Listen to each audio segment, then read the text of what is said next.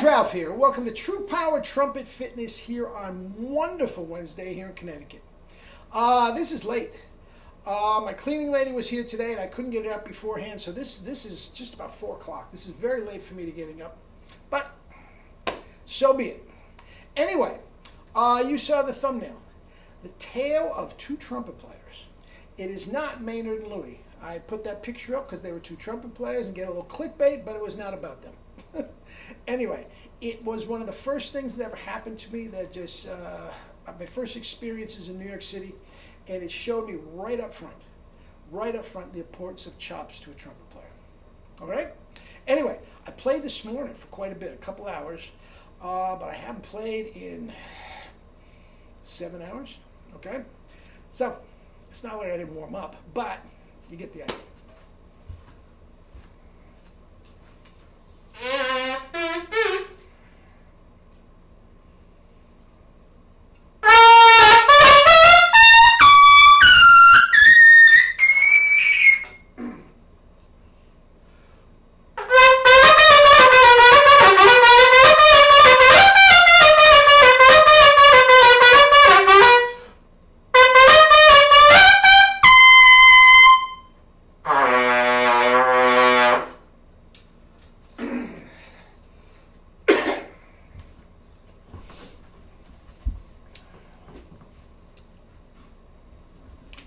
Anyway,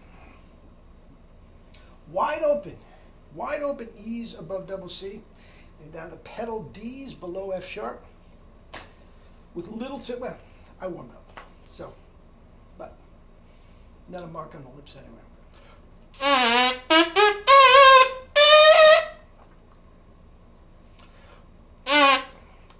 Triple C's are coming, guys.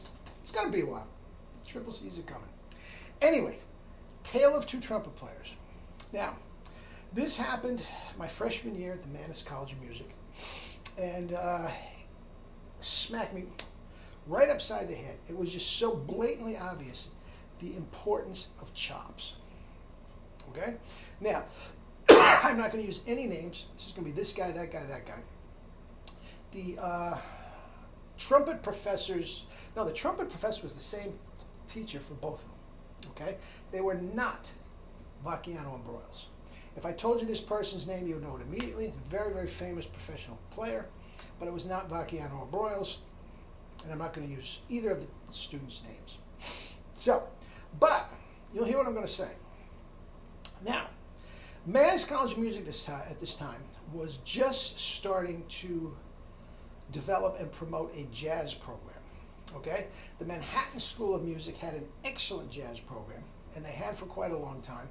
And a lot of the top players, Faddis, Lou Soloff, and all these guys were going up to Manhattan, and Mannes was losing players because of the jazz program. Juilliard would not have a jazz program for a long time after this. But Mannes wanted to do their due diligence and get a jazz program. Well, they brought in a very, very well-known jazz saxophone player at the time, and I'm not going to use his name, okay? But, and they brought him in as a faculty member to do the jazz band, and he taught classical and jazz saxophone. So all of a sudden, this is the first year they were doing it. They had some monster student saxophone players, because the director had some carte blanche to throw around some scholarships and whatnot to build up this jazz program. I have no idea where it is at the moment, if it's even in existence anymore. But anyway, so this was the situation. Now, as far as trumpet players are concerned, we had some very, very talented trumpet players, all classical, that went on to sub with the Philharmonic, the Met, and I mean really, really top players. But there isn't one of us now, again, this was before I had actually heard Maynard Ferguson, and this was before I had met Jerry. Now, I was intrigued with the high notes, but quite frankly, I was the only one in the school that could play a decent high C. Really. And the other guys didn't care. They were on their bathtub box and all this sort of stuff. So once the professor auditioned us, he raised bloody hell that he needed a lead player. All right? So he brought in this guy. Okay. I don't know where he found him. I'm not sure if he brought him in or he actually auditioned. He might have auditioned. He might have gotten in anyway. Okay? Now this guy was a big, husky, burly guy. Okay? That grew up, his only musical experience up to this point was drum and bugle corps. He literally could not read music.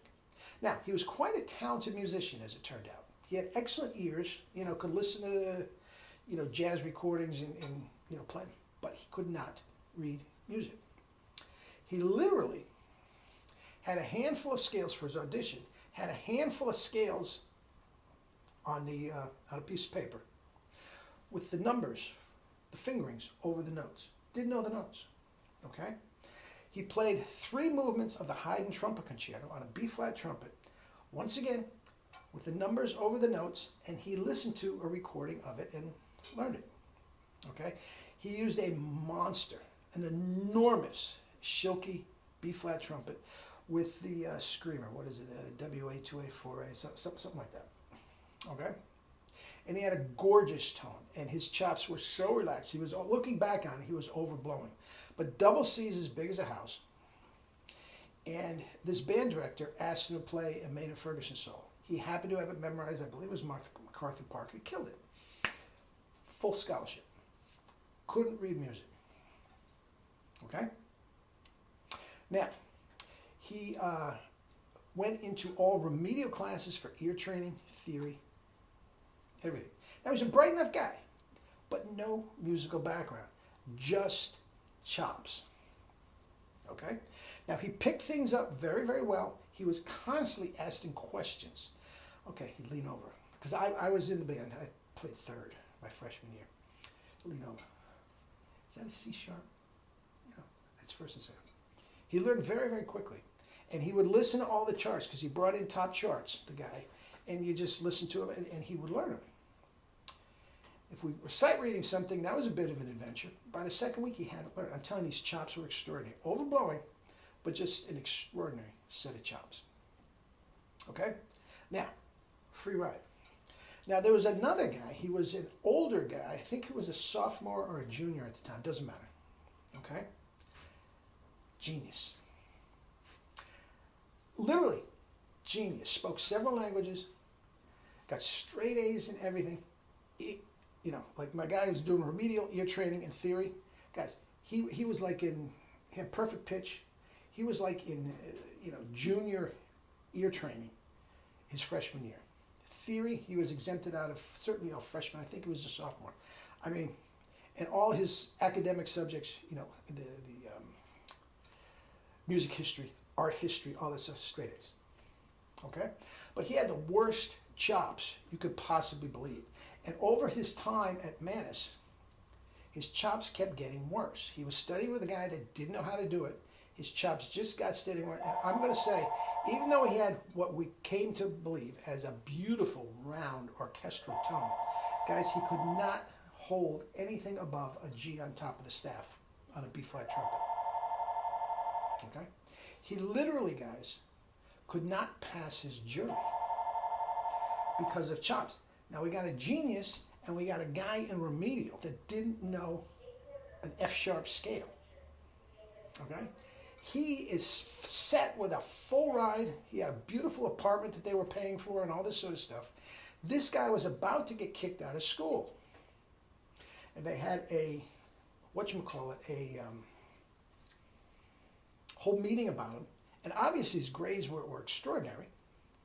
But he couldn't pass a jury. And the guy said, this happens, chops and all this sort of stuff. It happens. We're changing his embouchure and all this. This is the big time teacher. Okay? And sure enough, they gave him a reprieve. And he muddled through with his chops and graduated. I have no idea where either of them are. I have a feeling the screamer is probably back where he came from, doing drum and bugle corps. Maybe a band director somewhere. I think the other guy might be doing finance or something like that. I think. I'm not sure. Doesn't matter. But guys, do you believe that? Yeah, you probably do. Everybody out there is probably shaking head. Yeah, I believe that completely. We got just a gift intellect, no chops, is about to get kicked out of school. Placed on probation and all that sort of stuff. And we got another guy, musically at that point, again, he was talented enough, but for all intents and purposes, dumb as a doornail, musically at that point, he had a free ride. And I'm working, jobs and everything to make ends meet, and he's got a free ride. The first time I met Jerry, I said, you got to show me how to do it, man. This is the ticket to ride. Mel used to always say, Ace, we get paid to play high and loud. But every once in a while, you got to lay down your sword and dagger and caress the baby. But you get paid for high and loud. You've reached true power. Anyway, We can't get to the phone eat and right drink now. fruits Please and vegetables. leave I your got to name, answer the number, phone. and a message, Live your and life we'll with get true back to power. you. Love you all.